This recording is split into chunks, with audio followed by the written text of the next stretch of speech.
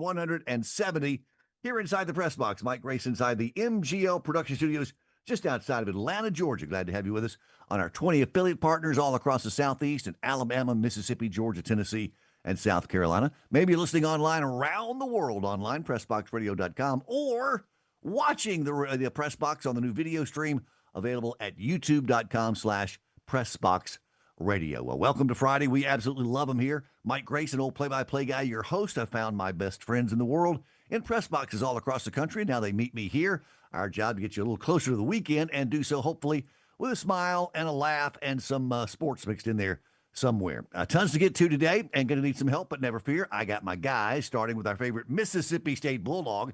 Member of that 1996 Final Four team, 3-year starter and team captain for the Bulldogs. And before that, etching his name into the Alabama high school record books at least 17 times that we counted. Bart Hyche, I know you've had a busy week with your several jobs that you have. So do you get to have an actual weekend? Or are you actually going to get the weekend off? Golf tournament. Golf tournament this weekend, huh? Okay. Golf tournament season, boys. Just taking part, or I know you helped organize one earlier this week. So is this when you're just playing? Well, a lot of golf this week. A lot of golf. 4 or 5 golf. I've got asked to play in a 4-ball, which is basically 2 guys playing together, but you have to play your own ball. Right, yeah. Starville Country Club, and Starville Country Club has some of the best golf tournaments. Really? Yeah. They do a really good job. They got a great pool scene. It's a very sneaky, good country club. So I will be there this weekend. Just in Starville, get some stuff done. Kind of, Mike, I know Colin can't really relate to this. I can't wait till when he can. But there's a vibe in Starville that I remember, that I feel. I've been here like probably 2-3 days. Yeah. I feel like I'm at home again. So I think life's kind of maybe calling me back to the old Octibaha. Wow, how about that? That's big news. Octibaha County, man, absolutely. The Golden Triangle. Worst places to be. Well, and again, it was home for us for a long time, man. We spent, the Graces spent, I don't know, close to 20 years there. It wasn't quite that much, but it was at least half of that. All 3 of our kids were born there at Octibaha County Hospital. Went to church, baptized there, Calvary Baptist Church.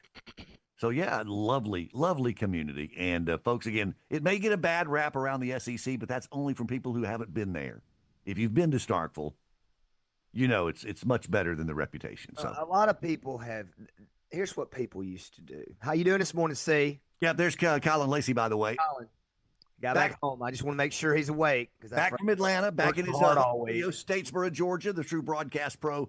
Learn and sample his wares at ColinLacyBroadcasting.com. He's just a couple of weeks away from the wild ride that he'll have this fall, covering college football, the National Football League, and more with Westwood One, Compass Media, and so forth. And high school football, too. Colin, by the way, before we get to it, again, yeoman's work for you and your buddy Brent Osborne at SEC Football Media Days this week. Thank you. Mega kudos to you and Brent, my friend. Yeah, we had a blast. And I saw Brent has already popped into the comments on the YouTube channel saying that we've got a new fan, and I appreciate everybody having it. But he absolutely crushed it. He's awesome, and I'm so lucky to have him part of my crew for high school football covering SEB. But it was a blast. Like we talked about before, it had been my first SEC Media Days actually going to. I'd been to a lot of Sunbelt Media Days and a couple others, but it's a really cool event, really, really well run, and a lot of fun this week. Well, I do have one question. What's up? And I'm really serious. I know you're going to think I'm kidding because there's some of the things that I say that don't make no sense. There's some that don't make no sense. I've never known. What is yeoman's? Does that mean like, yo, man, you made a good – I don't think who's yeoman? No, yeah, yeoman. Also, I didn't know there was an E in yeoman's work until Mike put it in the notes. Y-E-O, yeoman. Yeoman's some dude that worked. I always thought it was like, yo, man. Yo man. It's Y-E-O-M-A-N, yeoman's work. It refers to hard, diligent, and valuable work often done in a supportive role or for a good cause. Now, if that's not what he did for us. That's what I did in both of my marriages. Is that right? Would all parties agree to that? I think that was a joke. Well, it's absolutely what Colin and Brent did for us all week at the College Football Hall of Fame. No doubt, man. Yeah. Often done this. Oh, by the way, Let me see if I can get this. I want to make sure I get this right. Tomorrow's a big day in the Lacy household as young Nathan will turn 3 years old tomorrow. Can we hear it for Nathan? I got birthday stuff in here somewhere. Where's my happy birthday? And boy, our house is not ready for what is coming. Is that right? Yeah. Let's get a We've little got happy both grandparents here Oh, already. yeah. Oh, yeah. We've got aunts. We've got cousins. We've got some odd of 25 people going to cram into our little house. Oh, yeah. Oh, yeah. Well, let's see. We got a little happy birthday for us here. Oh, happy birthday to you. Happy birthday to you. Happy birthday to you. Happy birthday to you. Happy birthday to you. Hey, no. Happy birthday to you. I think that's quite enough of that. Thank you. Ben, thank you. That means you can go back into your little cupboard over there and hide. But happy birthday not only to Nathan, but it's Pa's birthday today. Colin Lacy, happy birthday, friend. From all of us here inside the press box, man. I hope you have a fantastic day. Thank you, boys. Well, nobody I would rather spend my birthday morning with than you two boys. We know better than that. We know better than that. It's your birthday today, too? Yeah. Yo, man. Happy birthday. Saying, yo, But man. hey, with Nathan's birthday tomorrow, nah. Is he stealing a bit of the it's thunder? Nathan's Is he? birthday tomorrow. All right, so here's my question to you, Yeah. Colin Lacy. What's worse, having a week of Christmas birthday or birthday right before your kid? It's gotta be the latter. I don't know. We could bring my mom out here. My mom's birthday's the 23rd. Yes, I want all that smoke. Absolutely. I want all of that smoke. Yes. Yeah, my mom's birthday's the 23rd, and so we can ask her. So we got So this is like is this a generational? I'll say yeah. I mean everybody's having a birthday. Eh? Baby pattern sounds like. Did y'all plan? Is there like a special No. reason? The 23rd of December. Oh, 23rd of December. Yeah. I thought you meant like the 23rd. No. All right. So yes, I think, and here's the thing. Mine is 8 days Away? from Christmas. Oh, 8 days from Christmas. So yeah, that's kind of a bummer, isn't it? To be so close. I mean, it's literally. Yeah. Mary Hyche, my mother, love you, Mom. It was always separated. Yeah. It was always separated. Now, you got them family members that are gonna get you. They're gonna give you a little bit of this. Oh, that's birthday and Christmas. See, my mom is Socks and underwear, and the underwears are birthday. Socks are for Christmas, birthdays for underwear's for birthday. Yeah, my mom is very particular that any of her birthday presents don't get wrapped in Christmas paper. Yeah. Absolutely. Yeah. She will not open it on her birthday. Like a unless mom it's- instinct skill. Yeah, it's a real thing, boys.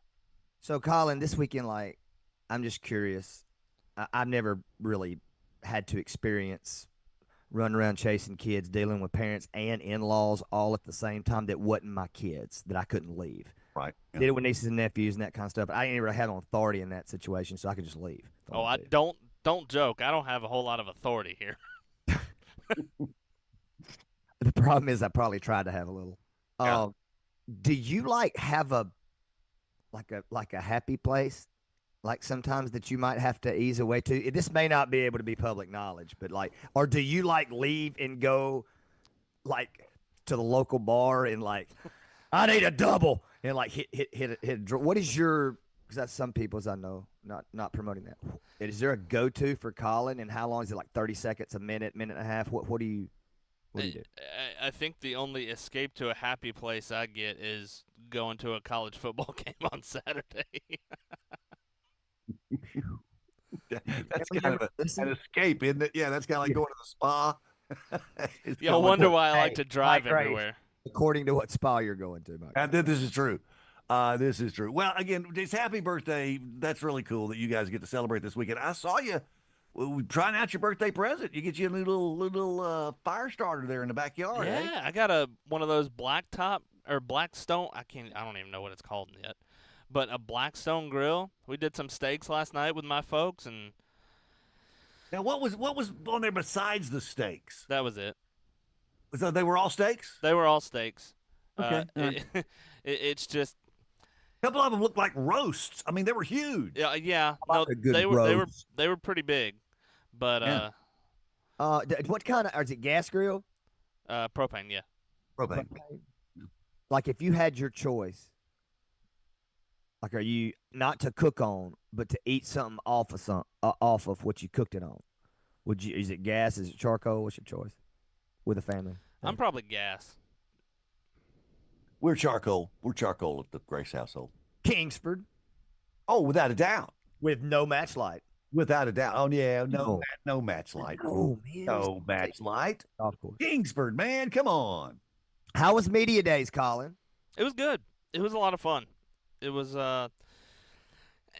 we were talking to Jake Crane on Tuesday when we went to Stats to the media dinner event that night that there's not a whole lot that you necessarily get in the sense of I don't want to say breaking news because we're not necessarily in that business, but there's not a whole lot of like newsworthy events that happen at media day anymore.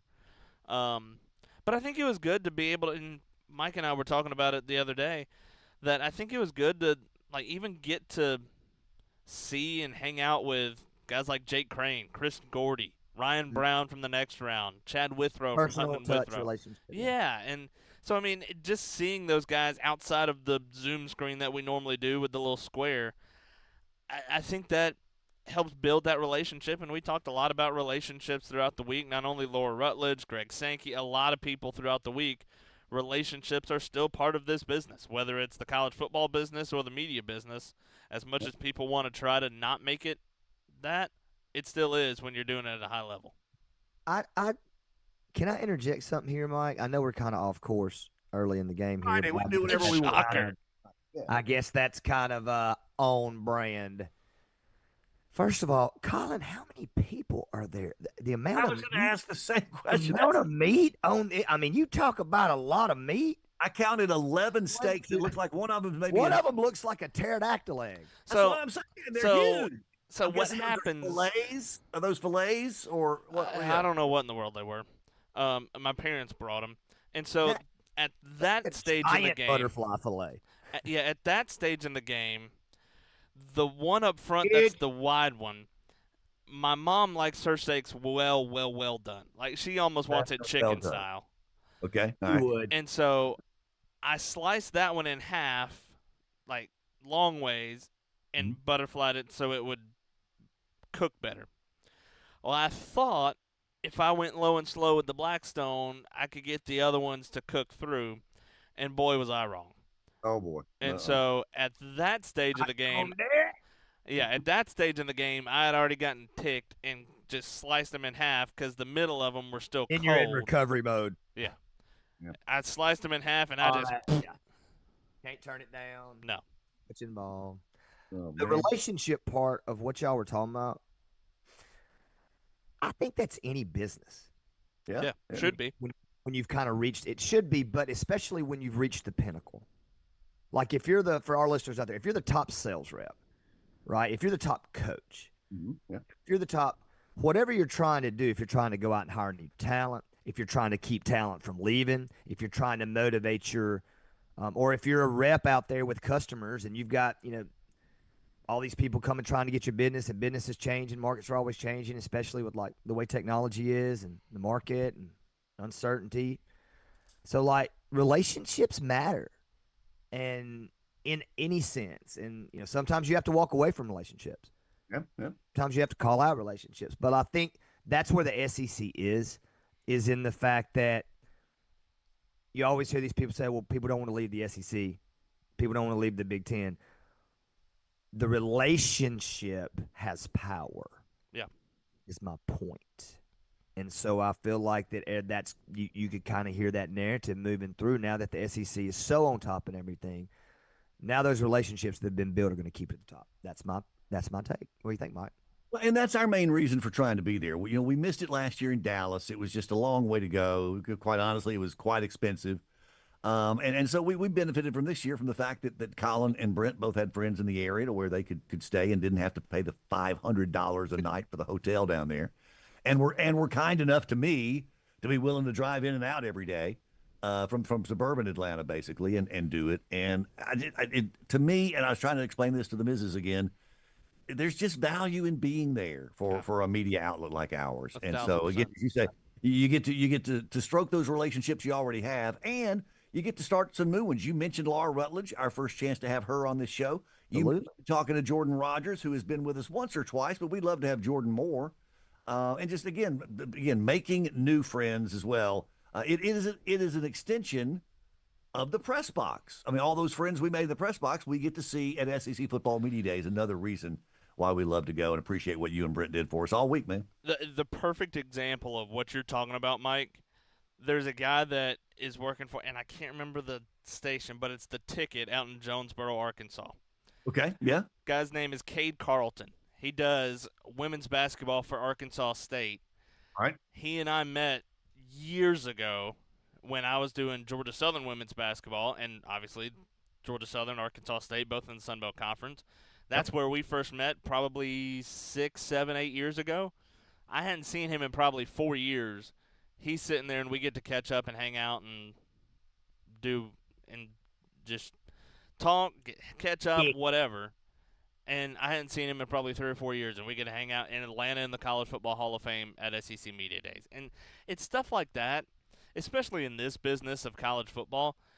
There's a lot of times where you may have friends that you don't see for a year, 2 years, a couple years, Yeah.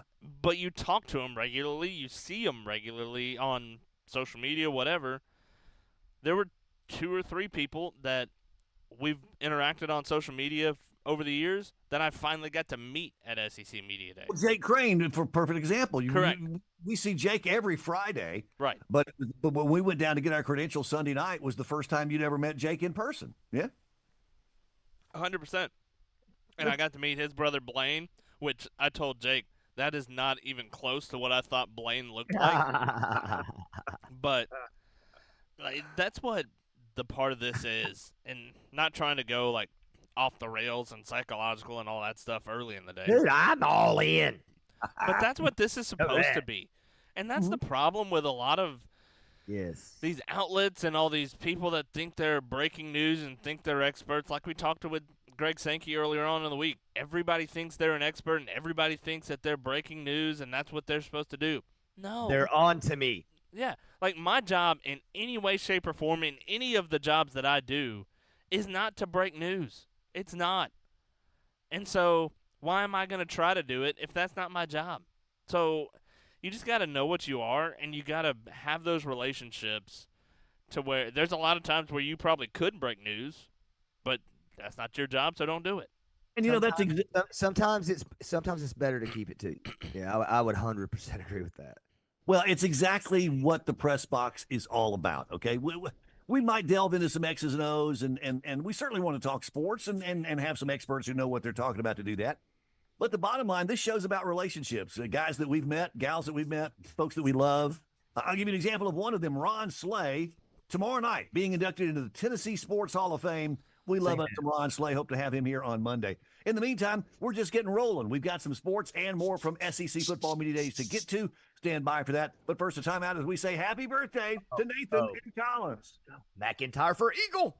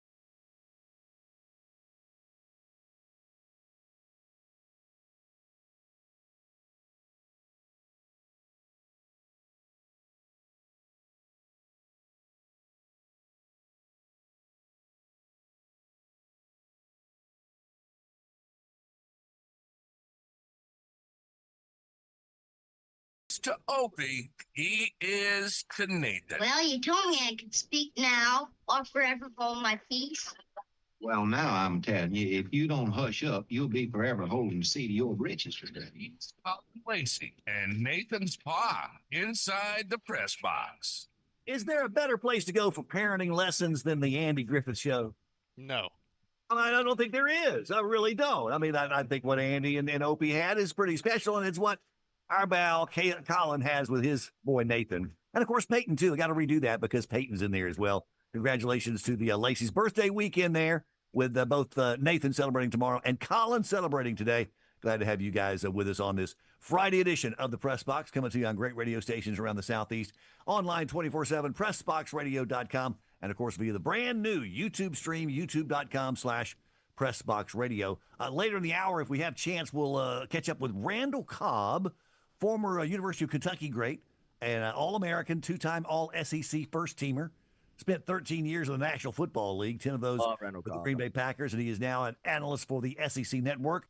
Colin and Brent Osborne had a chance to catch up with him before they left Atlanta yesterday, so we'll see if we can squeeze that in. We may get around to revisiting our conversation or their conversation with Commissioner Greg Sankey. Could maybe do that in an hour or two. And as always on Fridays, he is back with us. Jake Crane will be here to wrap up the day and the week coming up in hour two of the Press Box, so stand by for the host of Crane and Company. Let's get to some actual sports headlines. There are some this weekend. SEC Football Media Days now behind us.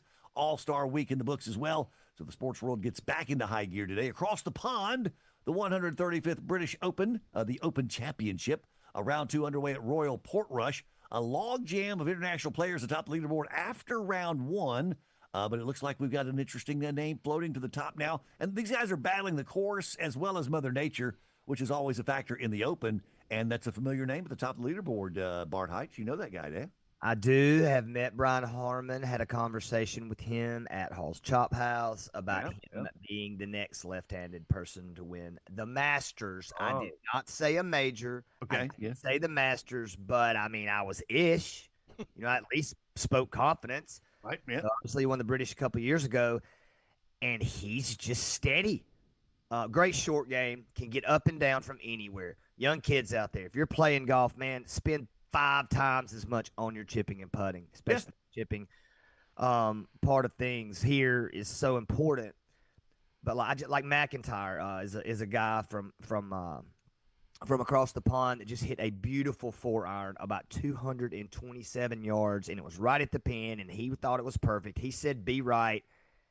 And it literally just trickle, and goes off the green, then goes down the gully, and then goes down. And so, it's just, the British, to me, is the most interesting. Not the best, but the most interesting golf tournament every year to watch, just because the conditions. Now today, Colin Lacy, this morning, conditions are good.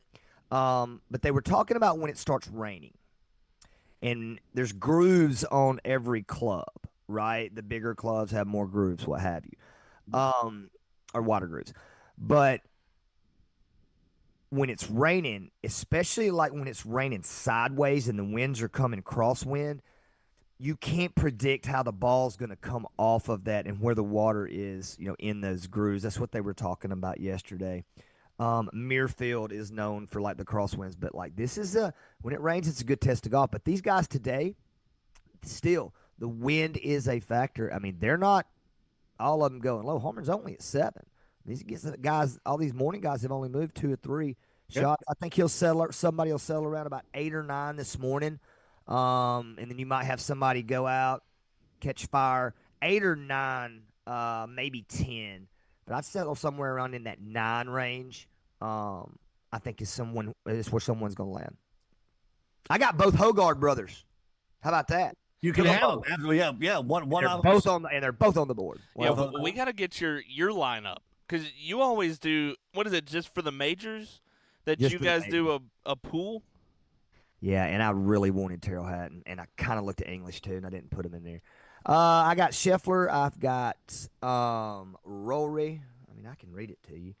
Scotty's in there. He's 4 shots back, 3 under. By the way, every time you go through your let me ask you pool, which one y'all would have chose. If you had Rahm on line 1, if you had Rahm, McIlroy, or Scheffler, and you got to choose 2 of those, which ones would you choose? Scheffler. Can I And- choose Scheffler twice? No. Should I? Probably Scheffler and Rory. As much as I love John Rahm, and I think Rahm's fantastic. Okay, that's what I did. I did that. I think I'd took- go Rory. and I'm not usually taking Rory, but over there, I'll take him. Yeah, in home country, exactly. We're in Northern Ireland. Yeah. So then I don't remember who all was in the next groups to pick from, but I have Oberg, Henley, Burns. Burns is doing okay. Straka's and McIntyre's a guy.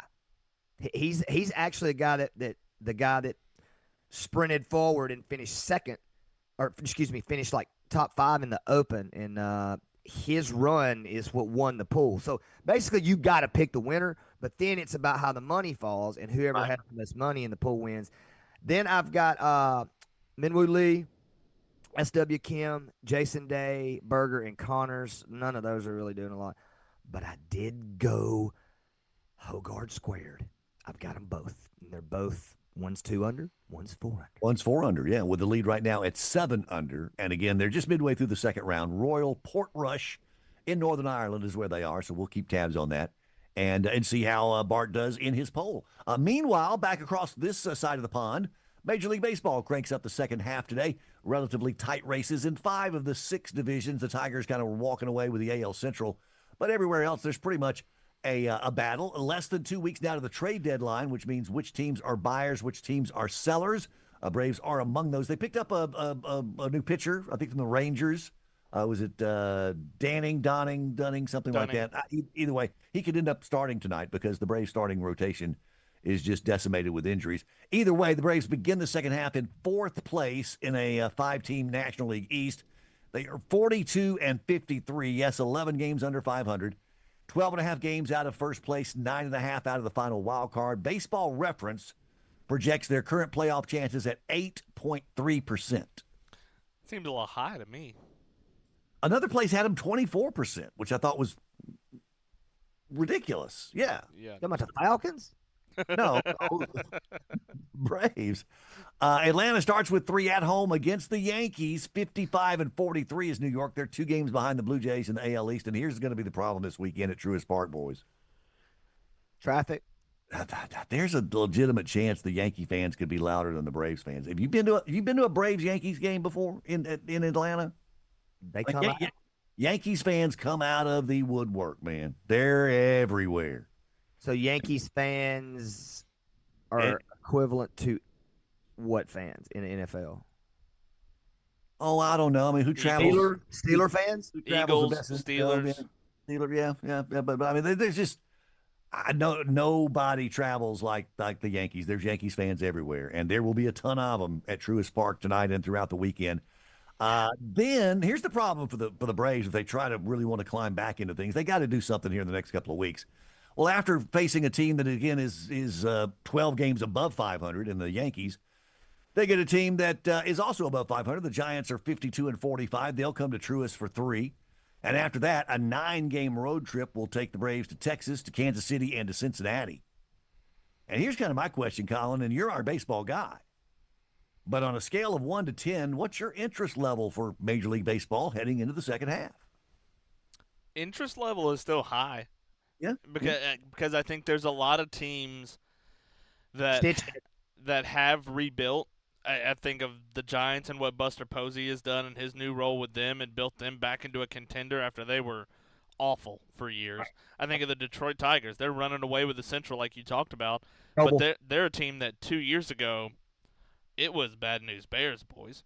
And so Great man. Yeah, no doubt. But it shows you that there's still some, and everybody throws around the word parity, and I think it's too much, but whatever. But there is still some levelness in baseball to where you can rebuild in a relatively short amount of time. And boy, the Braves have to do it. Dane Dunning. Yes, Dane Dunning is the newly acquired pitcher from the Rangers. He spent most of his time at AAA Round Rock, but did make 5 appearances for the Rangers this year. ERA 3.38, basically a bullpen piece that the Braves will bring in to try to help them navigate the second half of the season. A timeout, and then we're going to talk some SEC football next inside the press box. Yeah, baby.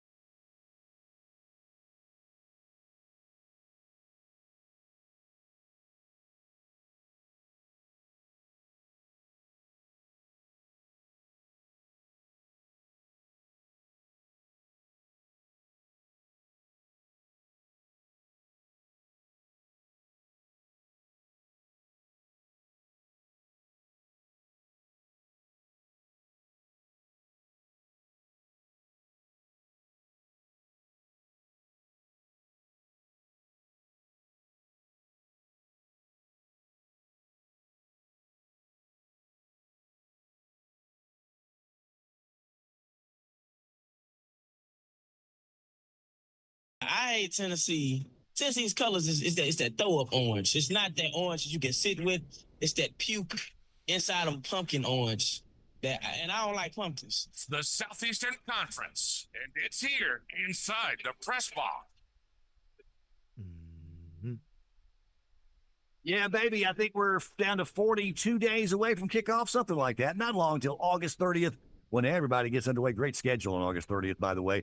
Really look forward to that. We'll talk about it between now and then here inside the press box on a Friday. Mike Grace, along with Bart Hyche and Colin Lacy, and you on great stations around the Southeast. Hello in Jackson, Mississippi, ESPN 105.9 The Zone, Mobile, Alabama, Sports Talk 99.5, and Trenton, Georgia, KWIN 1420 AM, 101.3 FM. Glad to have you guys there. Mike, Bart, and Colin. Let's talk some college football, shall we, boys? We talk about the rivalries. I mentioned this a little bit yesterday, so maybe we'll go ahead and throw this in here this week. Guy, our voice guy, whose name I revealed yesterday is actually Keith. I sent him a new batch. His name's not actually Guy? No, his name's not actually Guy. I just like saying that he's our voice guy. But his real name is Keith, and he's fantastic. He does liners for folks across the country.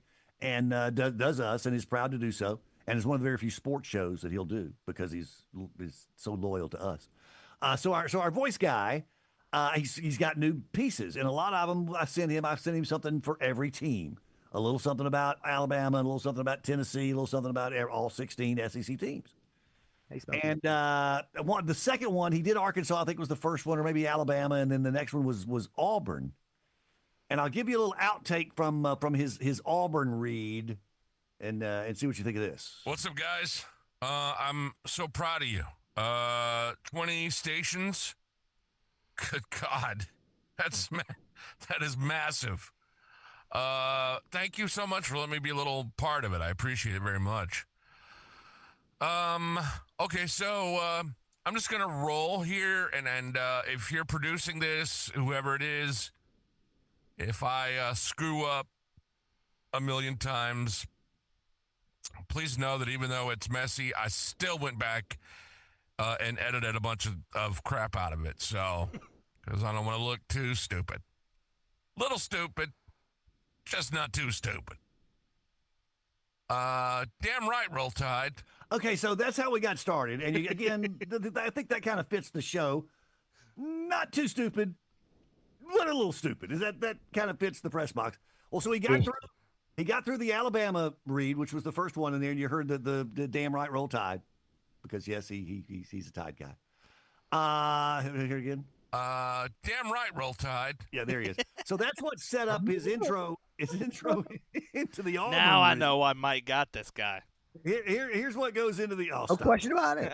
Here's what goes into the Auburn read, and see what his reaction to this is here. If you believe in Auburn, bless your heart. I know you're not going to use that, but I'm having fun.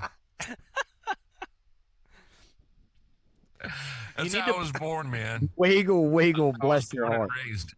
Hate Auburn. Cut it off there. He went on to tell us the story about his mom, who just passed away recently. So I'm sorry about that. But he told a story about his mom and one of her brothers, her brother was an Auburn fan. And so the two of them would get together, and it would not go well because she loved Alabama. He loved Auburn. And she basically disowned her brother. Not that she really did, but she. And look, is that not the SEC? I mean, I grew up in a family where I had a brother go to Ole Miss. I had a brother go to Auburn. I went to Mississippi State. Yes. So when we get together for holidays, it's wacky, man. My wife's family, they're split as well. Half of them are State folks, half of them are Ole Miss folks. We used to try to get together for the Egg Bowl and watch it together, and it did not go well.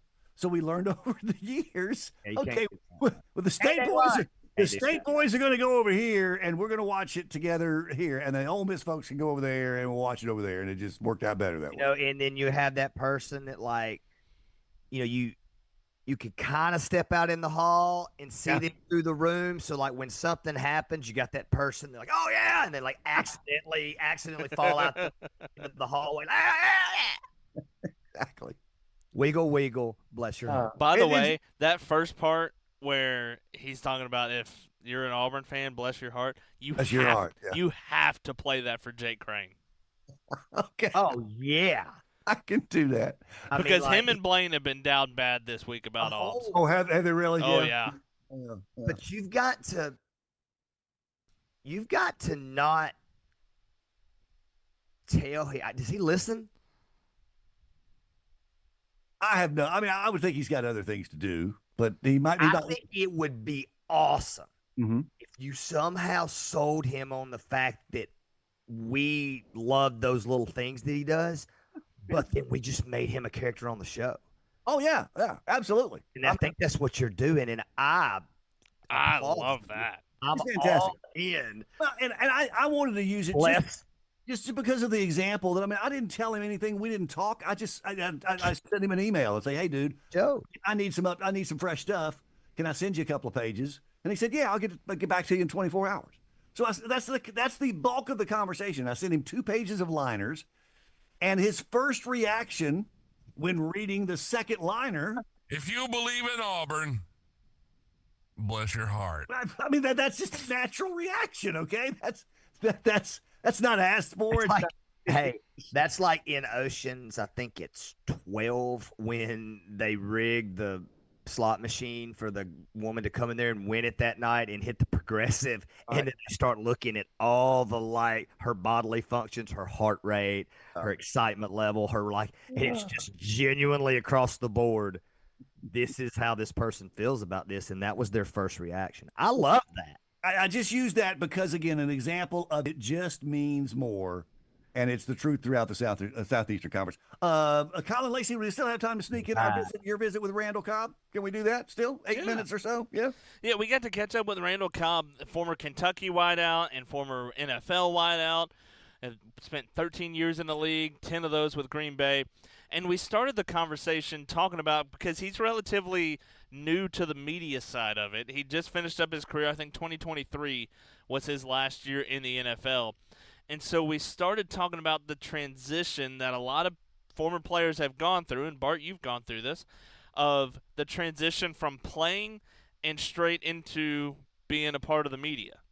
Different transition. I didn't know what to expect, but as you get into this world, you start to see what it takes and what you want to accomplish. There's so many different paths that you can with this. And what I've really enjoyed is breaking down the film. I like to analyze the film and get into it once the season starts, and watching the games back and seeing who's who and why the teams are having success. And that's been a fun part for me, because that keeps me into the game. It allows me to do what I've always done and be able to break down the film and talk about it.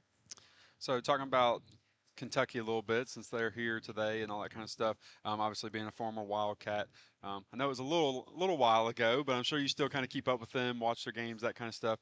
Looking back at last season, obviously a little bit of a disappointing season for them. What would you say are some areas that they probably need to improve going into this new season and probably have worked on this offseason? I think first and foremost, it would be their offensive line. Everything starts up front for them. In football in general, when you can control the line of scrimmage, that really is what allows you to have success offensively, whether it be in the run game or the passing game, being able to protect the quarterback, which they went out and they made some moves. They brought in a offensive tackle from New Mexico State who is a big body, 6'8", 320. He looks apart, but obviously being able to see him on film is what's going to be the difference maker, is seeing how he's able to come into the system and operate the way that they need him to. They went out and got a quarterback, which everyone knows that's the most important position in all of sports, being able to have a signal caller that not only can get it done, but be able to take care of the football and command an offense. And we'll find out. I think that's the hardest part about this time of year, is that you just don't know enough about who is who until we see them week 1, week 2, and get familiar with their game and what they're able to do. One of the things that we've talked about a lot this week has been going into this season, you've got 9 of the 16 SEC teams that are breaking in a first-year starting quarterback at that school. How difficult is that from the receiver side of things? Everybody talks about what the quarterbacks can do, but what's that transition process like for the receivers, breaking in a new guy? And for a lot of these teams. It's the first year at that school. What's that process like of getting to learn a new quarterback from the receiver standpoint? It's really a process, and it really depends on the situation. Like, obviously, different teams have different things that they're going through and dealing with. As a receiver, if you were already in an offense where you were familiar with the offense before and you're not changing offensive coordinators or the system, that allows you to be able to work with that quarterback a little bit more, to have an understanding of what routes they like to throw, like what their expectations are for you. And also, there's different situations where, like, you look at Oklahoma, they have an offensive coordinator and a quarterback that are both coming in together, where that quarterback can lean towards working with the receivers a little bit more and being able to get them familiar with the scheme and the play calls and understanding where they fit into the route concept, which is a huge part that people don't understand, is that you can't just run routes to run routes. You have to understand where you fit in the progression. A lot of the plays, the quarterback has a progression that he's climbing through, going from his first read to his second to his third. So understanding the little minute details, and the faster that you are able to understand the offense, the more easy it is for you to work on your craft. So, talking about, you obviously played in the NFL for 13 seasons, had a great career. Um, what would you say? Who was probably maybe like the toughest or hardest DB that kind of gave you the most fits in your NFL career, and you enjoyed, I guess, always competing against him? Uh, One of the guys who he's definitely my GOAT whenever I think of DBs. And I was fortunate enough, I came into the league and he was on my team and I got to practice against him every single day, Charles Woodson. Whenever I came into the league, he played a little bit of safety, played a little bit of nickel, but he was such a smart player and he understood route concepts. Sometimes it felt like he was running the route for me, or he knew I was going before I was even going there. He was so great at understanding the receiver splits and where you line up, before the play. Uh, there was so many minute details about what he did, and I got to watch his process every day. He watched film while he was in the hot tub. He had his iPad watching film while he's eating lunch. So as a pro, I was able to have great examples ahead of me, and I got to go against one of the best every day in practice. One of the guys on this show, Bart Hyche, is a former Mississippi State basketball player, and now that he's doing games, he talks a lot about young kids out there. Pay attention to this. What is it that for you, now that you've gone through your time at Kentucky, you've gone through your NFL career, that when you're talking to young kids, and whether that be somebody as young as 10, 11, 12, all the way through high school and college, what is it that you've learned throughout your career that you wish you knew going into Kentucky? What I've learned throughout my career is that you can't get too high and you can't get too low. Every day you have to come and prove yourself. Whether it's on the pro level, I've always talked to young players in the NFL when they're coming in out of college, like, hey, you are a commodity. The moment that you got here, they're already trying to replace you. So you have to understand that, and you have to see that, and you have to operate in that way. And I even try to tell my kids are 6 and 5 right now. I know they're really young, but I'm telling them every single day is if you want to get better at something, you have to work at it. You have to practice it. So as a young player, whether it be high school, whether it's in college, or whether you're a young pro, you have to understand that every day you have to prove yourself. Nothing is given, everything is earned. So go out there and earn it every day. You go throughout SEC media days. You've learned a lot and heard from all the coaches throughout the week. What is the team that you feel better about now than maybe you did a week ago?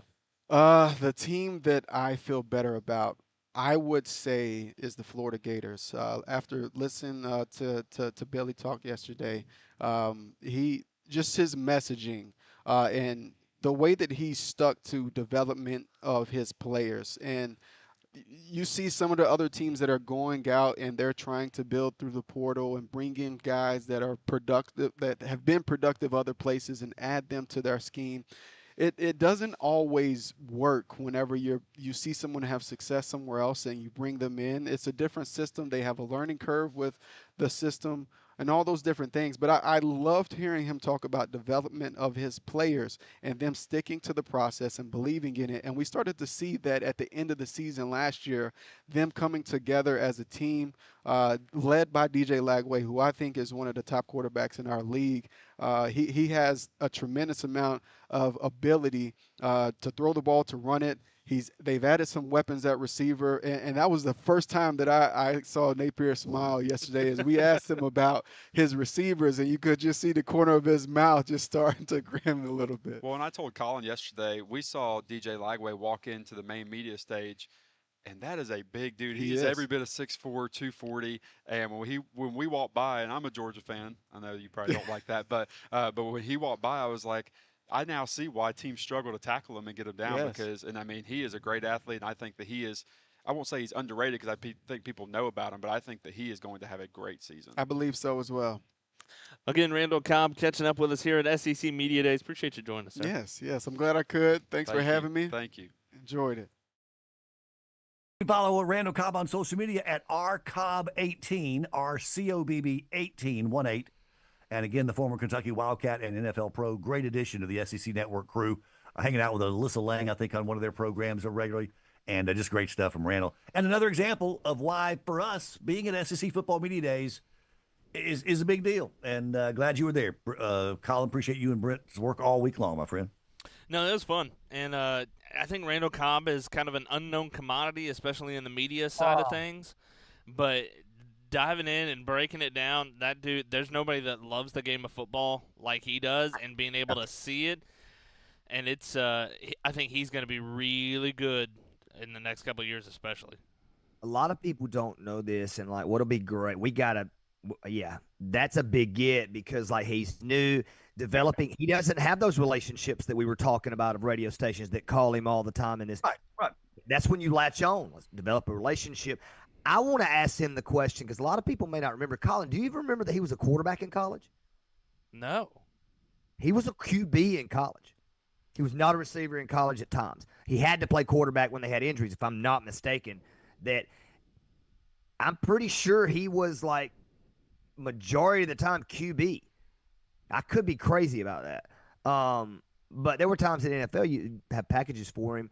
But he knows both positions. It is my point, and you can just tell the outspoken, the outwardness of what NFL pros talk about being a pro. Right? They're so outward about the fact there's a difference if you're a pro or not. You know, and it's all those habits. It's off the field. It's like studying film. It's constantly showing the young kids what needs to be done and teaching them. So like he's the example of that, you know, you play in the league for that long, you're going to pick up a couple things. I think that's great to develop a relationship with him.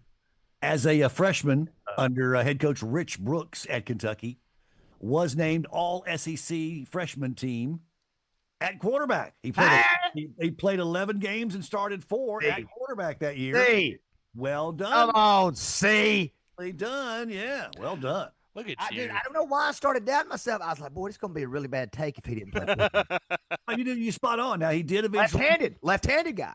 Did move to wide receiver, and that's where he basically spent his 13 years in the NFL. Colin, I got the scout. Oh, and by the way, did you know that he's kind of the origin of the term Wildcat formation? He is. Yes, he was the one. They ran it for him. Randall Cobb was the original Wildcat. Absolutely, yeah. Speaking of which, in the final minute, stuff on the press box. You do. Literally only a minute left. Maybe we talk about this more in hour number 2. I saw this morning, I missed it last night. It debuted on the SEC Network, a brand new SEC storied, The Wishbone. Oh, yeah. And I watched Lionel Brent. Tommy Fuji. I watched it this morning during my show prep, and I didn't make it to the end. I still got a little bit to go. But it was fantastic.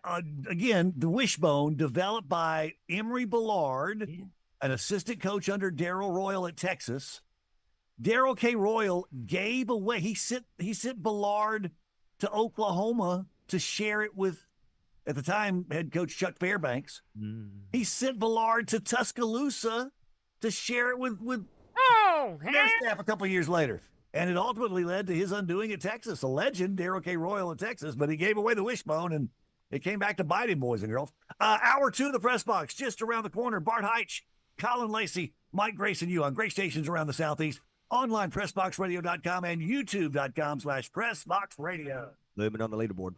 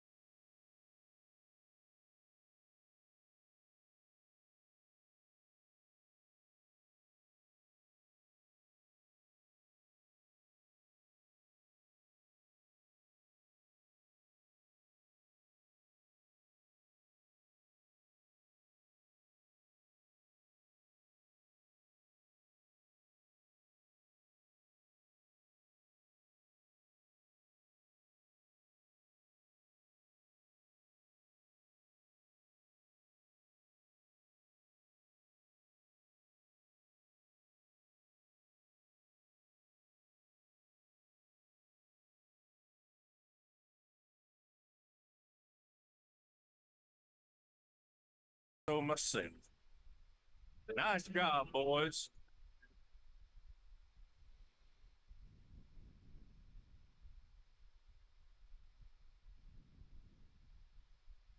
Oh, yeah, working our way towards the weekend. We're an hour closer, courtesy of the Press Box radio program. Another hour to come here as Mike Grace hangs out with Bart Hyche, Colin Lacy, and later in the hour, Jake Crane, host of Crane & Company, will get his thoughts on SEC football media days. He and the Crane & Company guys were there in Atlanta all week long, along with our Colin Lacy and Brent Osborne. We're going to start hour two. We got all kind of great stuff coming up. We got some random college football topics we can get to. But before we get into that, we're going to take you live to Royal Portrush, where Sir Bartleby James has a live report for us from the 153rd Open Championship. Here we go. I think we've had a connection issue. Oh, no. Does that mean Bart's TV went to commercial? Yes. Yeah. Oh, doggone it. I messed it up. I should have known that. You got to look at the box. Stand by. Yeah, I'll promo some more What's in stuff. the box? What's in the box? By the way, we love our friends all over the state of Alabama. Florence, Alabama's Fox Sports shows, AM 1340, 97.9 FM. We love you over there in Hackleburg, Alabama, the big 95.5 FM. And hey, you guys in Chattanooga, Tennessee, man, do we love you. WFLI, the Big 1070, 96.1, 100.3 FM. Hey, by the way, another benefit from being at SEC Football Media Days is to run across other radio stations and pitch the press box to them. And just don't tell me ooh la la.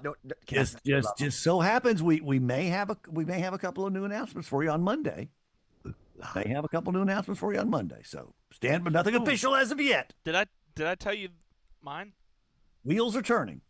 Yes, I did. I know as I understand it, your connection was Michael.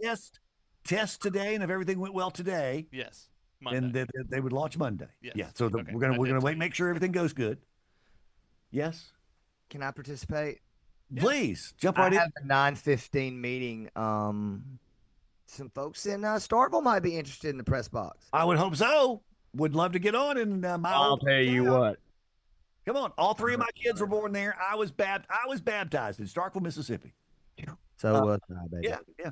All three of my kids were born there. Fell in love with my wife there as a student. Our first, by the way, we were talking about the wishbone earlier. Emory Ballard, of course, created it, and then of course came to Mississippi State and beat Alabama and their wishbone in 1980. And me and my missus were there at that. We were actually a part of the 60,000. As again, 1 million people will claim they were there. We were actually a part of the 60,000 that were at Veterans Memorial Stadium in Jackson, Mississippi, November 1, 1980. And Emory Ballard, again, we had a bulldog. This is terrible. I shouldn't tell this story. I bought her a bulldog. There's been worse told on this show. I bought her an English bulldog for her birthday. It's terrible. I was terrible. She couldn't keep it in the dorm, so I had to keep it for her. That's the kind of guy I was. I was low down. But we named the dog Emory. We had a bulldog named Emory. Wow. And yeah, you're right. You're hearing it right. You're hearing it right, man. No, I'm like, what's bad? What part you talking about is bad? The dog's name? No. I mean, dog's name. You give your girlfriend a dog for her birthday, but she can't keep it in the dorm. You got to keep it at your house. You're sort of kind of giving yourself a dog for her birthday. You know what I'm saying? But I was 18 and stupid, so what are you gonna do? For the connection, I think stupid. Not a lot stupid. I think we can get Bartleby. Well, let's do that, please. Save me from more embarrassment. No, Emory. As we take you back across the pond, it's way over in Northern Ireland, so the connection could be a little spotty. It comes in and out. But to Royal Portrush we go for an update in the 153rd Open Championship. Bartleby Jones. Good morning, gentlemen. Justin Thomas has just made birdie at 13 to take him to 1 under from about 8 feet. Silky smooth walks it in. Justin Thomas. Roll Tide climbing up the leaderboard, as is Rory McIlroy. 2 under. Slapping hands as he goes to the next tee box with Tommy Fleetwood. And here's the man who so many know here, Justin Rose, on number 15, with a utility wood. The accent seems to be going and coming there. Well, what's the deal with that? The best part of this is now that we're on video, people can see it's actually Bart talking. Actually, Bart doing it. Yeah, it's Bartleby Jones right there. Yeah. Those who split the fairway. Those who Oh, split the- guys. You know what we're having to do back at the Grace household? We're having to call the man again. And Oh, here is he is out again? Brian Harmon. Yeah. Your Oh, yeah. T-17. Brian Harson? The man came out yesterday and got the air conditioner rolling again. And by 5 o'clock yesterday afternoon, it was kaput again. I'm telling you, you need to call Fairway Landrum. every time. Landrum Roberts from WJOX in Birmingham. He's my AC guy. He was as confident in anything I've ever seen that he could walk you through how to fix it. Yeah, he's a tinker. Tony Feen Alpha Eagle. Yeah, I'm gonna tell y'all something though. Tell me something. Watch, dude. Brian Harmon may be before our eyes,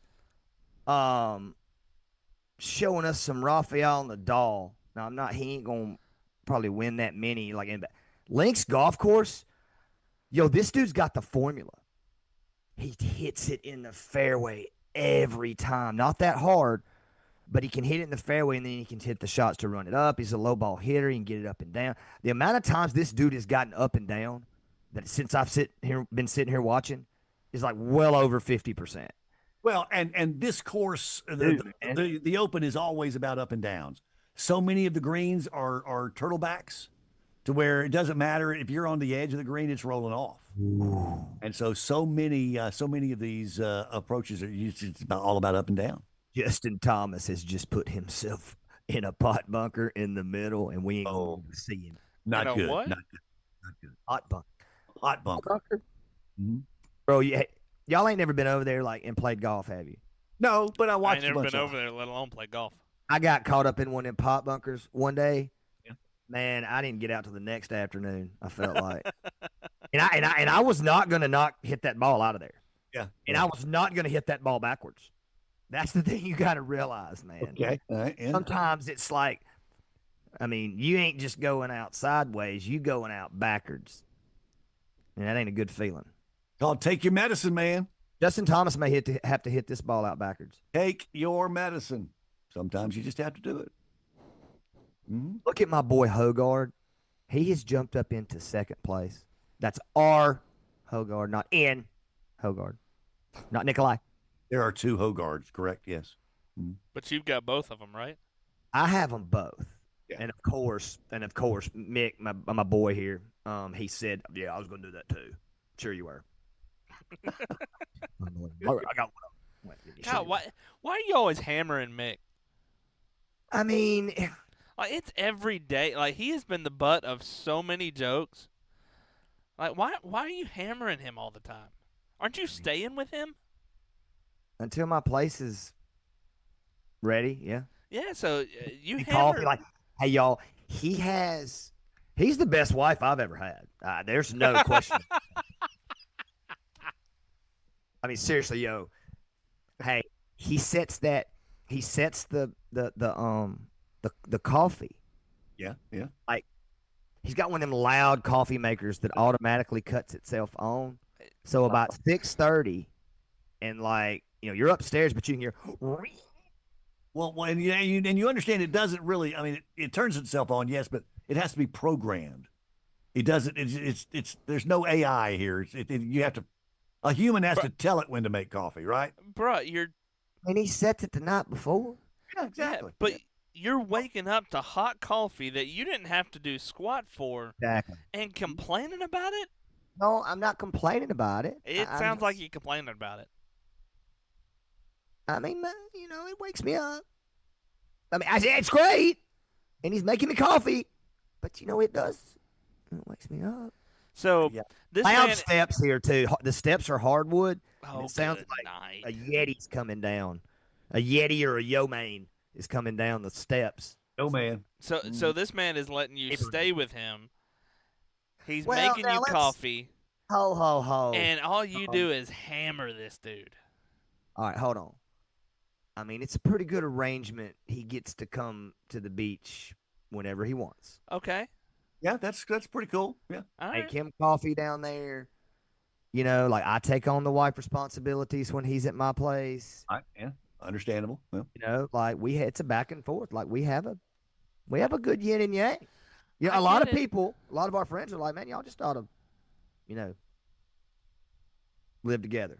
You know, and like, so I bought a place 2 doors down. I think that's the closest thing we can do to living together, ain't it? I mean, I Dude, get what- it, but Do y'all think I should have in this place that I bought that I'm gonna rent out, and I'm gonna maybe attach 2 tickets to it every single home game? What a great idea. Texas fans, Florida fans. Do y'all think I need a name?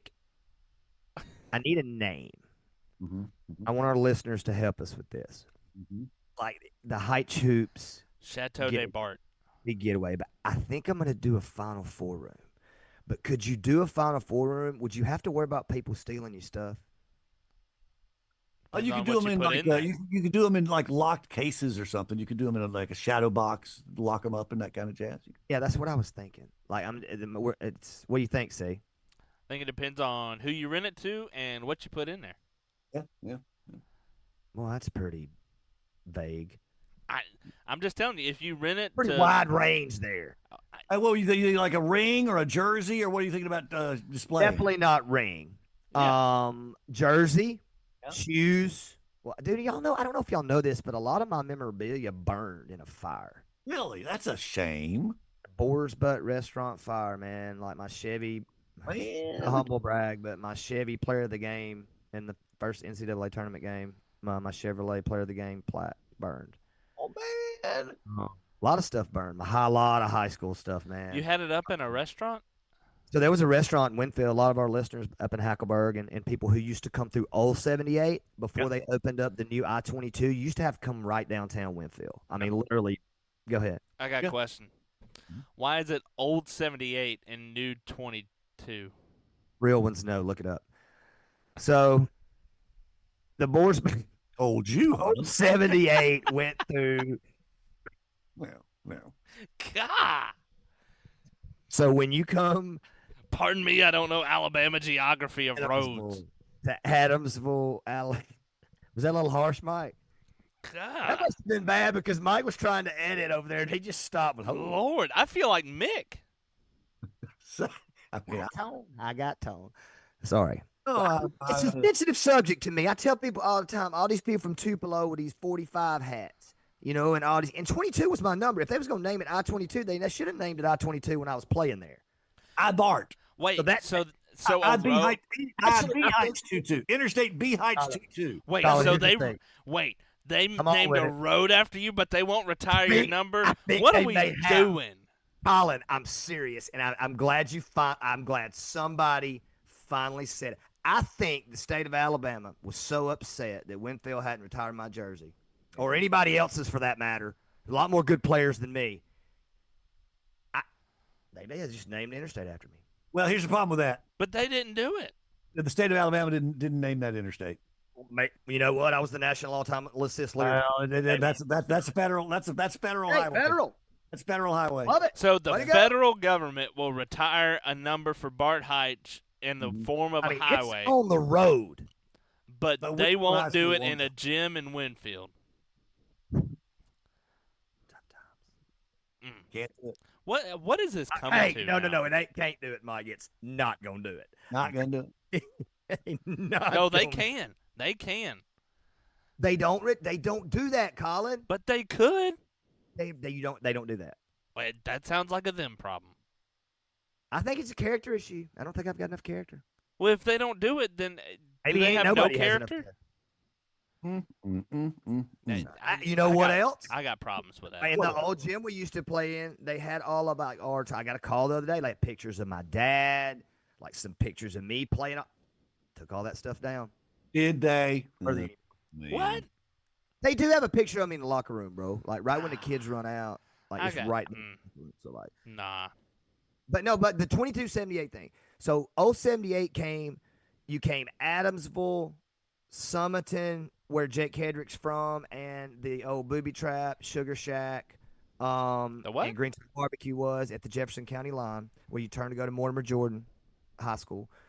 Then you get into Dora, Cordova, Jasper, Carbon Hill, Kansas, Eldridge, Winfield, Hamilton, Guin, Hamilton, Peppertown. Well, there's something in between Pepper. Anyway, that's old 78 that goes all the way to Tupelo. Okay. That was old Highway 78, but you had to go through all them little towns. Like all these big trucks used to come through my little 4-lane town. So we're Like, they talking. didn't have a median. We're talking like Route 66 in cars. Correct. All right. Correct. But I mean, in some places it was 2-lane. Like in between Eldridge and Carbon Hill, big time 2-lane. Okay. For years and years and years and years. So about what, 20 years ago, 25 years ago, Mississippi finished their part of the road first, but you still had to come through Winfield. But then now it's I-22, and you don't go through any of them little towns anymore. So there's your. So I-22 doesn't even go through left. Winfield. Huh? No, it does not. No, it bypasses it. It bypasses. I passes it by like 2 miles, 3 miles. Yeah. Only get- one exit. Only one Winfield exit. You can hang a left and go to the Loves, or hang a right, and it'll take you into Winfield. Am I right? No. I love there. Where am I? Where am I? If I'm Loves going. is Jasper. Where am I? Is that Jasper? Okay, that's You Jasper. just do like a Chevron. There's a Hampton Inn. Gotcha. Okay. There's the Tiffin RV. How dare you just? There's a pilot there now, Mike. Yeah. How Yeah, dare you well, not know where your Loves and Alabamas are, Mike? Pilot is an acceptable second choice, really a third choice, but Loves or QT is going to be number one. QT is probably number one. Loves is two. Pilot, I'll always take QT. a distant third is Yeah, what I'm in on Pilot's that. gonna be. Pilot- QT. I'll tell you what though, Love's got that good ice. They got good ice. They got great coffee. Here's the one thing that some pilots have. Some pilots, especially one I know that's in, I believe it's in Leeds, Alabama. The pilot there has a iron skillet restaurant attached to it. Oh, coach. Oh yeah, the iron skillet. You can go in there and get you some breakfast 24/7. Get you like a 24-ounce T-bone steak, 3 fried eggs. 24 Right. ounce. You bet, man. Oh yeah, get a little steak and eggs at the iron skillet. Yeah. down and get me a 24-ounce to pie. I'd like to remind our listeners that prior to starting hour 2, I suggested to Bart Hyche, Colin Lacy, hey guys, we could revisit our 12-minute conversation with the commissioner of the Southeastern Conference, the most powerful man in the sports world. And they said, nah, let's just shoot the breeze. I thought we was going to do that next. Oh, no. Here on the press box. Next is odds and ends. You can't put the commissioner in the odds and ends segment. He Come on. ain't worthy. He ain't worthy. The commissioner is online, pressboxradio.com, in the episodes page there. I just click on it, you can hear it there. Or you've also got episodes page on the youtube.com/pressboxradio page. You can see the commissioner and hear him with our guys, Colin Lacy and Brent Osborne, inside the press box. youtube.com/pressboxradio. How about them apples? What? I'm going to tweet it out. Okay, boys, odds and ends to come, and then Jake Crane, host of Crane and Company. We'll see where else we could go. I know odds and ends. SEC coaches, who would win in a fight? It's kind of been buzzing around social media all week. We'll ask Colin and Bart who they think would win an SEC coaches fight when we come back inside the press box. Ta-da!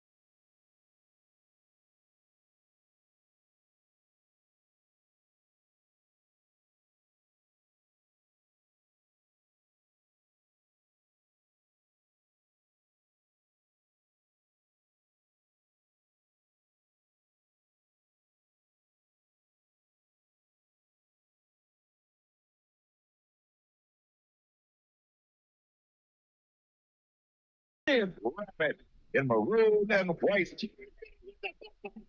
It's the Southeastern Conference. It's here, inside the press box. Oh, I had my countdown here in front of me earlier. I think it's 42 days to kick off. 42 days until August 30th, which is the big kickoff. Let's ask the old Google machine. Mike Grace hanging out with Bart Hyche, Colin Lacy on this Friday. By the way, not just any Friday. Happy birthday Friday to Colin Lacy. A day ahead of happy birthday Saturday for his son, Nathan. Nathan will be 3. Have we asked Colin how old he's going to be? 31. 31? 31. 31 was a very good year. 31 was a very good year. I'm hoping so. That's the year. Mm-hmm. I think that's the year I got married. Well, I ain't planning on doing that, but I already got that covered. But that's already I'm done. trying to think what 31 would have been. What are you gonna do, Cod? entertain the 57,000 people coming to my I think I house. had to do something for you. Yeah. 44. A lot of Bluey, a lot of ice cream. A lot of Bluey. Yeah, a lot of Paw ice cream. Patrol. A lot of Paw Patrol, a lot of Buzz Lightyear. Yeah. Yeah. Probably some Lion King thrown in there. Oh, absolutely. Yeah. Little Kuna Matata. Yeah. Sure. 40. Hold on. I'm sorry, Mike. I want a video of your choice from you when the whole family does not know that you're filming it. And I want you play-by-playing it. Oh, that'd be good. I'm saying right here, Rory McIlroy. That'd be good. Yeah.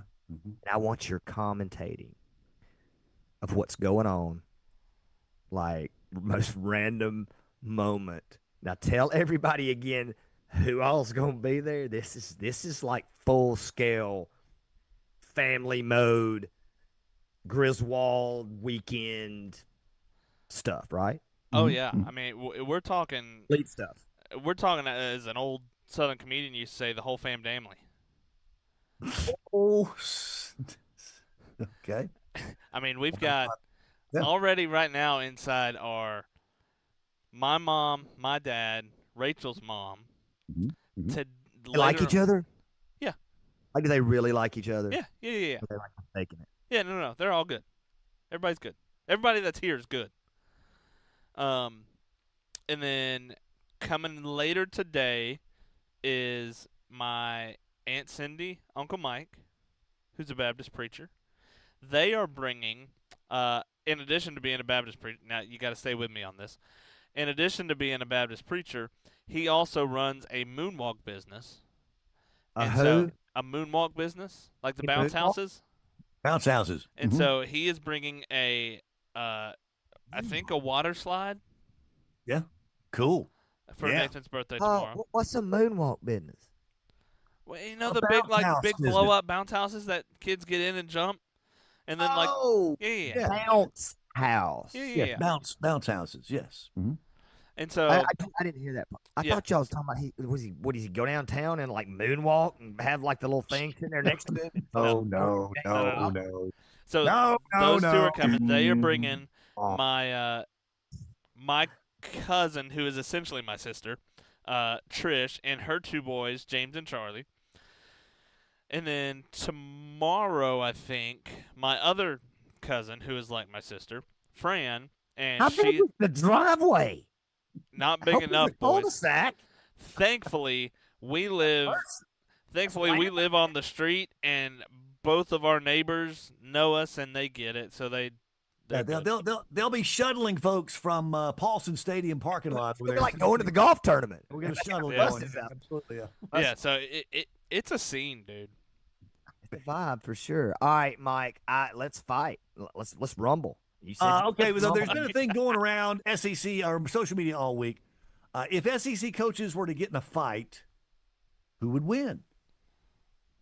Now, right off the bat, Colin has jumped out with a name that would not have been first on my list. But he's saying Billy Napier's the guy he's going with. And my money is their quickly. ankles. Absolutely. My money quickly is on Billy Napier, and he is throwing haymakers. It's Louisiana, bro. Well, now here's the list. I'm kind of in on that. Hey, what SEC coach would beat all the rest of them up in a fight, Mick? Mm-hmm. God, you're trying to get more from guy Mick? from Vandy. Well, then Clark Lee. Now we're talking. He said the guy from Vandy. This is all CFB on Instagram. All right. They posted their list. They've got Brent Venables ranked number 1. Brent Venables, number 1. Yeah, Brent Venables is the 1 seed. Yeah. He'd probably be in my top 3. I could see it. He's yoked. He's yoked. He's got the crazy eyes too. Does have crazy eyes. Clark Lee, Vanderbilt head coach, is number 2. I mean, bro, I think you got to put Lebs up there a little bit, don't you? Lebby ranks 7th on this list. Top 10, yeah. Steve Sarkisian would be 3rd. I don't understand that unless he's going to devise a plan to beat you. Oh boy, he's not actually going to whoop you. Here. Can I go here? Yeah, go there. Drinking or not? Yeah. Oh, stop that now. That's not fair. It's not, but it was. It was, appropriate. Well done.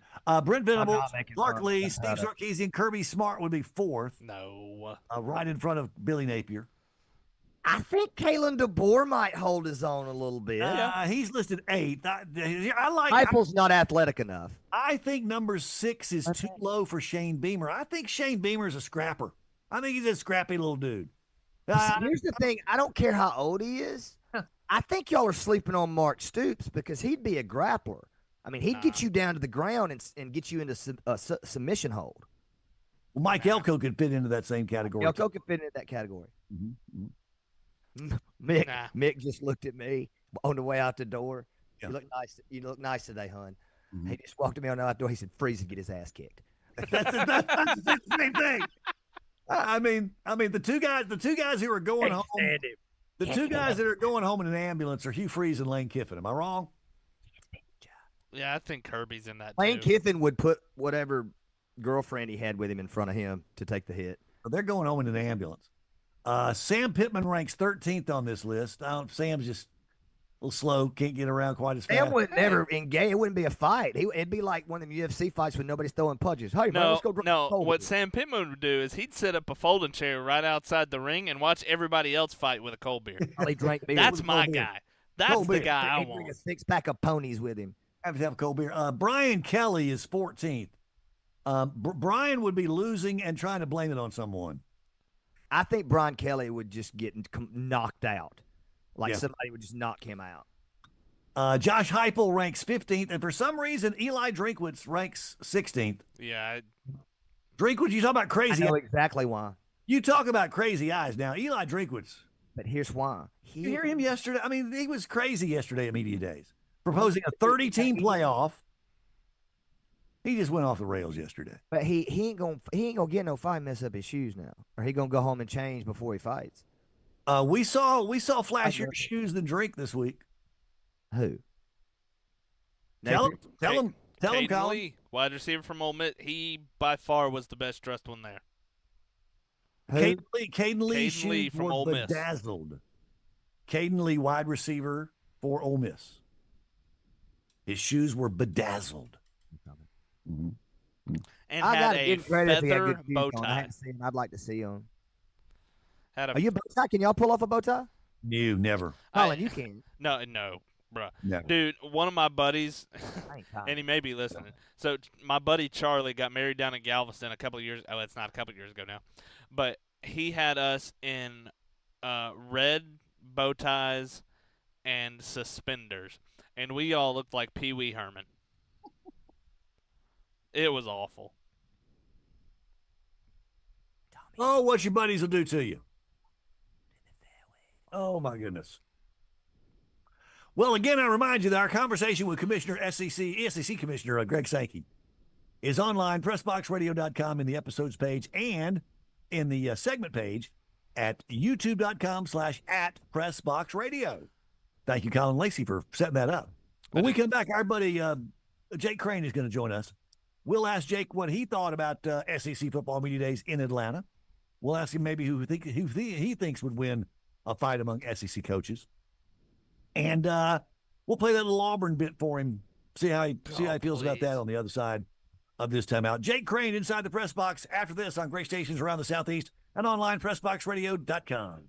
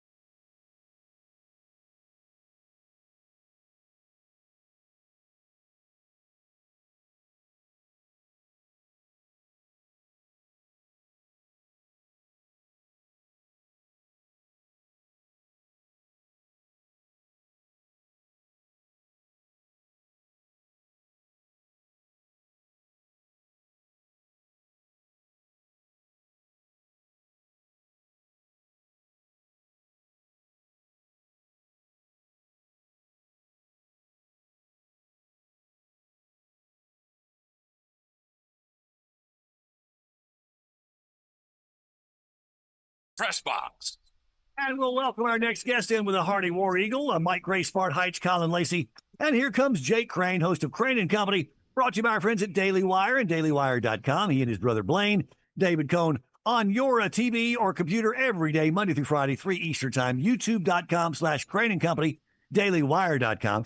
Welcome back, Jake. How was your time in the ATL, friend?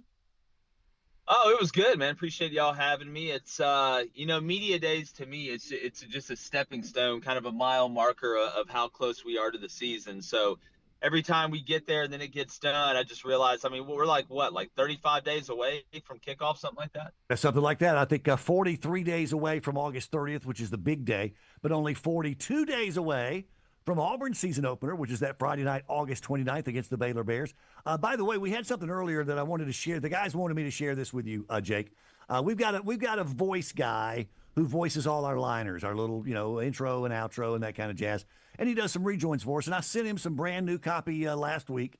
And I had something specific for each SEC team.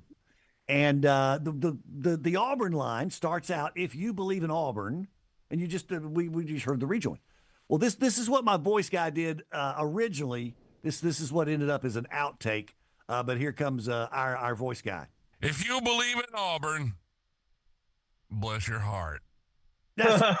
See, he grew up an Alabama fan, and so he could not avoid the opportunity to take a dig at Auburn fans everywhere. That's our voice guy, Keith. So we knew you'd love that. Yeah. Well, the sad part is he's right. But it's the way he drew you in, Jake Gray. He drew you in. Oh, yeah. Oh, yeah. Oh, dude knows what he's doing with the cadence for sure. Brian Harmon just made another birdie, Jake Crane. Man, I tell you what, we were talking before we came on air. I don't know how anybody shoots anything better than like a 72 on that course with those greens. I get the link style. You can really let it ride, but I was seeing, different angles of that green. So Rory made a putt that I can only describe as like a Dr. Seuss book. It's a different deal over there. You have to play different type of shots. They fit different guys' games. But you were just over there. Yeah. And just from the weather standpoint. Yeah. Like the wind and but I've always said, where would you? We can go ahead and start off asking sports questions. Where would you rank the British with its watchability? I guess, is that the right word, compared to the other majors? Like, for me, it's the most interesting. It's not the best. Yeah. It's the most interesting. Well, yeah, interesting or intriguing because it's so different than typically what, we see, whenever they play in the United States. Not that it's like always great weather or whatever, but the way the course is designed, the way the weather is over there, which I'll explain in a second, the style of the course, obviously it's a major, it's a huge tournament, so it's intriguing in general. But I just, again, you brought it up. It makes guys hit different shots. I saw one thing where there's this one guy that he never does well in any other tournament but this one, but he always finishes like top 15 or top 20. I'm trying to remember his name. But it's different, and different is fun to watch. And at least for golf fans like us, it's morning golf, which is cool. Yeah. You wake up with golf on your television. Yeah. Well, yeah, and see, so I've got a problem with the way we do it over here. The fact that I can't start watching the golf tournament till like 1 o'clock or 2 o'clock when everybody else is playing. Why can't we just start the broadcast when the first guy starts playing? Like, I get the way that TV works, but it's infuriating sometimes when I turn it on and you already have a lot of guys in the clubhouse. I wish we'd go about it a different way. All right, Jake, let's dive into SEC Media Day. You and I were talking throughout the week that there's not necessarily a whole lot that turns into breaking news nowadays at Media Days anymore. Yeah. But probably the biggest story that may have come out of Media Day is that they played the wrong song for Sarkisian whenever he went to the podium. And I told these guys yesterday when we were at Stats on Tuesday night that the guy that hit the button actually came up to you. And I need you to tell that story. Bro, like, again, there's nothing SEC, and I got spoiled for my first SEC media days because that was when they announced Texas and Oklahoma were joining the conference, and it was just like it was a Limp Bizkit concert for like 3 days, and ever since then, like nothing. I mean, it's a nothing burger other than getting to hang out with your buddies. I mean, it's to the point now where the PR teams have gotten so good that nobody says anything really out of bounds other than invented rumors about Nick Saban that just somehow coincide with the first day of SEC Media Days, like right when it starts. But no, so one of the biggest things that happened, like you said, was they played, the Fight Nagy song or whatever when Sark was going up there, which is, I obviously got to talk about it when really nothing else is going on. So we did like a kind of a 3-minute TikTok on it, like kind of laughing, having fun with it. And then we go to stats, and some dude comes up to me in a green shirt, and I'm thinking he's gonna be like, "Hey man, I like this show," and he's like, "Hey, I really appreciate you calling out our audio team for screwing that up." And I was like, you're right. It's my fault. Run straight. It's my fault. Yeah, it's my fault. You kind of earned it there, dude. Sorry. So was that a deflection? No, it was well, my thing was like, because we said, I don't know, it kind of seems like, what are the odds of that? Not that you play the wrong fight song, but it's like a direct rivals fight song. We were like, it kind of feels a little manufactured. And he just sat there and tried to convince me that it wasn't manufactured, which makes me think now even more it was manufactured. Could have been. Like, I just thought it was insane that, like, you got, and again, he was cool about it, but it's just, at first he was a little hostile, and I don't understand. And Yeah, by the he was way, with me. he He had was to just come laughing. all the way to the What did Blaine roof. say when that guy did that? Blaine just laughed. Blaine just laughed at him. He had to Like, come it all was the way just- to the roof to find Jake Crane to have this conversation. Yeah, to like tell me, like, now I want to just talk trash about the audio guys at SEC Media Days every year. Like, I'm gonna find every mistake, even the most minute mistake. And the guy was like, "Yeah, I was getting on to people in the audio control room." I was like, "Great, I could not care less than what I do right now." But now, you came out and like sought me out. Like now there may be some investigative journalism that goes on. I mean, it was a priority. He made it a priority, didn't he? Dude, I just like, Think about stats. Like, okay. you gotta. I mean, if you're gonna find somebody upstairs, wherever that is, bro, you got a whole lot of wine and stuff to go through to find somebody. And if you was up on the very top of it, is that where you was at? Yeah, I was up on the roof. You look, if it's an open bar on the roof, you're gonna find me there. Dude, that's a pretty good scene. I used to go to a couple dinner parties up there. A lot of hygienists up there. Bottom line, either him or a friend, whoever may have told him, were watching the show. So Yeah, well, I wanted to be like, thanks. You should tweet about it. That's that guy right there that called us out. Yeah. Well, yeah, we can be like Tiger Woods and his daddy. All right, so Colin asked Randall Cobb a question, and I just love how Colin phrases questions sometimes. Colin, you're really good at that. So I'm going to steal it if that's okay, C, and kind of ask Jake Crane the same thing. Going into SEC Media Days, you might have had one idea of this, but coming out of SEC Media Days, what's the take of a program or a team that, like, you know what, man, I like what I heard? I thought Arch handled himself really well. At this point, I almost feel bad for him. I mean, it was like Elvis Presley and Justin Bieber walked in the College Football Hall of Fame. I liked what A&M said, but what I don't get is why nobody else is talking about A&M. Like, nobody talks about Marcel Reed. Like, we talk about Lenoris, talk about DJ, we talk about guys we haven't even seen play yet, right? But like, nobody talks about Texas A&M, who I think has a pretty decent schedule when it comes to when you compare him to other SEC teams. But then Marcel Reed came in when he wasn't ready and looked really good for a young guy that has a lot of tools, and just nobody talks about him. I thought A&M coming up there, they talked like they were confident. They should be confident. I'm telling you, man, don't be shocked if we look up in November and A&M's a problem. Did it make you kind of turn your head that Marcel Reed wasn't there at SEC Media Days? Because it seems like almost every team that has a pretty solid idea of who their quarterback is going to be, the quarterback was there. Yeah, maybe a little bit, but look, just may not be a great press conference guy. Like, I mean, it's at the end of the day, nobody in the locker room, which is the only thing that matters. That Texas A&M is going to be like, well, man, God, they didn't take Marcel to media days. I'm really doubting him. I mean, they see him every day. He's the starter. He's QB1. We know that. I don't put as much stock. I mean, Auburn brought Jackson Arnold. Like, does that automatically make Jackson Arnold's going to be a great player? No, it's just some coaches go about it different. If it was me, I'd bring 3 linemen. They never get enough love. I'd bring 3 linemen every time. So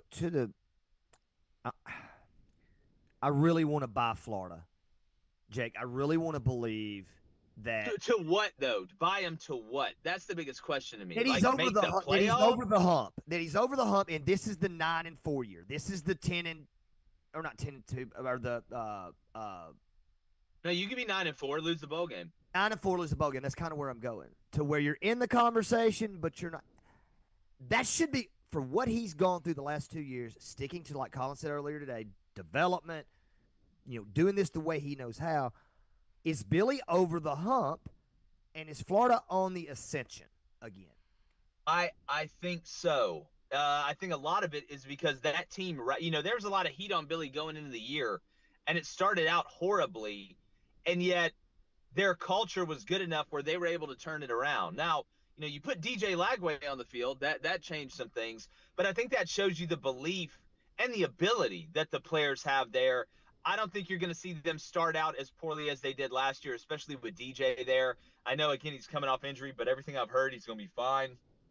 But I'm going to tell you right now, Bart, a 9-3 Florida team with that schedule, just like a 9-3 Oklahoma team with that schedule, could get in, especially after what happened last year, right? I'm telling you right now, I'm almost to the point of saying a 9-3 SEC team will make the college football playoff this year. You talked about Oklahoma, and there was a lot of buzz around Oklahoma in Atlanta, and I think that may be the team that I wasn't necessarily fully on board with before last week, but now I'm starting to get there with what John Matera quarterback, and then the sneaky piece that nobody's really talking about is Jaden Ott coming in at running back from Cal. What could Oklahoma be this year? I'll tell you, I feel like I started this hype train like 2.5 months ago. Like everybody was still clowning on Oklahoma. And, you look at the pieces they add, and then you got to look the odds of the injury situation that happened last year happening again is so drastically low. And look, there were other problems. I think Latrell was unorganized on offense. It seemed like they were like the guy from Split during games. They were trying to figure out their identity, and you just can't do that during the games. I mean, you can't be a 45-year-old British woman in the first quarter and a 6-year-old on a tricycle in the second. But when I look at the way this team is put together, they should be better on the line of scrimmage. Bill Bedenbaugh, the offensive line coach, is not going to put another bad product out there 2 years in a row. I can guarantee it. I like what they return on the D-line. I know they lost a couple linebackers, but they've got a couple to replace them that can really, really play. Brent can focus on the defense, and you brought the OC with Mateer. And it's not just the newness of Mateer. Nobody in the SEC has seen this offense before, right? It's the way that I parallel it, it's like in Major League Baseball when one of the star young pitchers gets called up for the first time. The first 2 games he goes out there and pitches, he looks amazing. And people are like, oh my gosh, we got the next Cy Young or the next Paul Skeens or this, that, and the other. And then by game 4 and 5, they're shelling him around the yard because the book's out on him. The book's not out on Arbuckle. And I know you can watch film and do that, but it's so much different. It's like watching a fight and practicing and then being in an actual fight. It's so different when you're in the actual fight going against that guy than it is watching tape and looking at these numbers and tendencies. So I think Oklahoma, and it starts in week 2 against Michigan. They beat Michigan. Watch out for Oklahoma. I think they could go on a run. Same. I mean, in those timely games, they got that. They got a kind of like Auburn. I mean, both teams have a stretch of like 3 or 4 games that's just brutal. Just got to survive. Got to survive that at 3-2. Those 5-game stretches, I think are. What's your expectation, Jay? I'm not talking about the fan base. I'm not. What is your expectation for Bless Your Heart?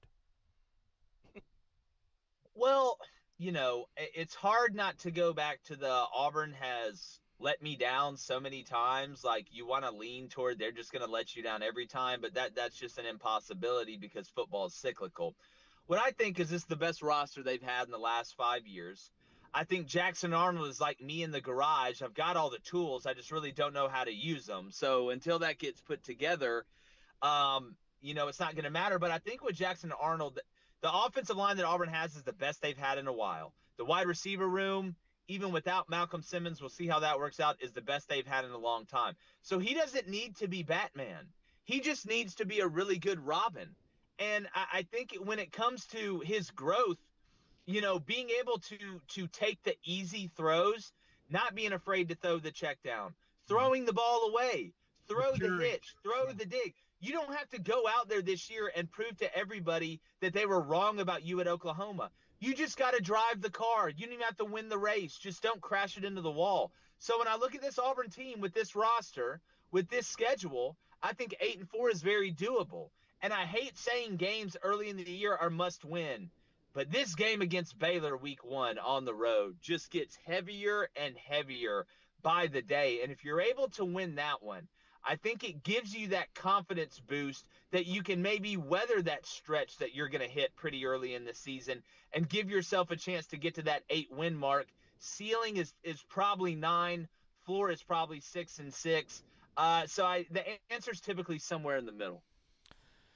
All right, Jake, I got to ask you about Tennessee because I've been on this train that I think this is not going to necessarily go well. What's the high side for Tennessee, especially at the quarterback spot? Well, like you, Colin, and tell me if I'm wrong, I didn't have Tennessee making the playoff even with Nico. No. Like, I didn't think this was a playoff caliber team. I promise you, Colin didn't have them making the playoff.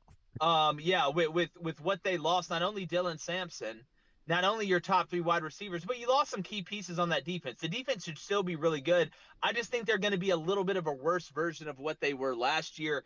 I'm interested to see how many chances Joey Aguilar takes in an offense that is so pre-snap predicated. It kind of takes away it can eliminate some mistakes you might make mid-play early with the pace and the splits and just the way they operate over there offensively. But I think this is an 8-4 team. I thought it was an 8-4 team with Nico. I think it's an 8-4 team with Tennessee. If you catch a couple breaks, can you get to 9? Maybe even possibly 10. I'll never put anything past anybody, especially a brand like Tennessee. But I think they're right on schedule with where I had them, about 8-4.